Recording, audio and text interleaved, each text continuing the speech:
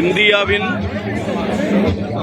விடுதலை போராட்ட வீரர் மாவீரன் வீரன் அழகுமுத்துக்கோன் அவர்களுடைய 269வது குரு பூஜை நாடு முழுக்க கொண்டாடப்பட்டு வருகிறது. மாவீரன் வீரன் அழகுமுத்துக்கோன் அவர்கள்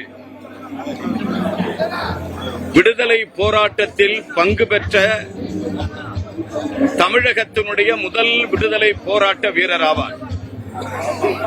1710ஆம் ஆண்டு பிறந்த மாவீரன் வீரமுத்து அழகு கோன் அவர்கள் இன்று வரை அவருடைய நினைவு நாள், பிறந்த நாள் இந்தியா முழுக்க இருக்கிற தமிழர்களால் கொண்டாடப்பட்டு வருகிறது. இந்த நாளை காங்கிரஸ் பேரியக்கம் மிக வேட்கையோடு மிக சிறப்பாக கொண்டாடி வருகிற நாளாக நாங்கள் கருதுகிறோம். ஏறத்தாழ 316 ஆண்டுகள் கழித்து இன்றும் காங்கிரஸ் பேரியக்கம் முதல் முறையாக ஒரு 59 ஆண்டுகள் கழித்து தமிழக அமைச்சரவையில், கூட்டணி அமைச்சரவையில் இடம் பிடித்திருக்கிறது.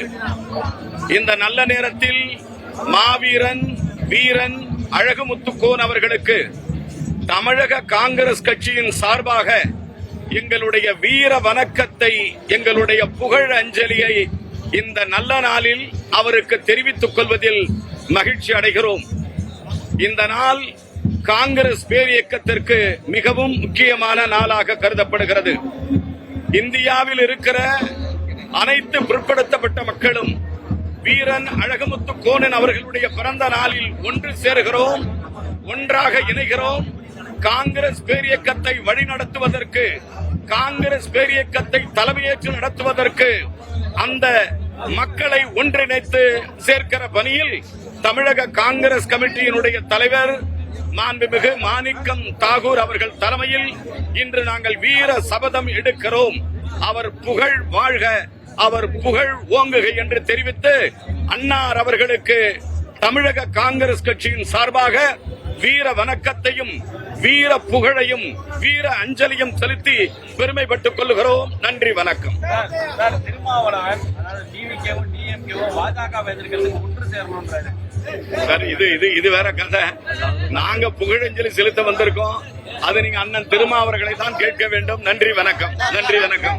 கரூர்ல முதல்வர் பேசிய பள்ளியில அவர் உரையை ஒளிபரப்பு பண்ணிருக்காங்க. சரியா? கரூர்ல முதலமைச்சர் பேசிய உரையை பள்ளிகள்ல ரைட் டெலிகாஸ்ட் பண்ணிருக்காங்க. சரியா? சார், நான் என்ன சொல்றேன், அது அவங்கள தான் கேட்கணும், அதை பத்தி விசாரிக்கணும், அதை பத்தி கேட்கணும். இன்னைக்கு புகழஞ்சலி செலுத்திருக்கோம்.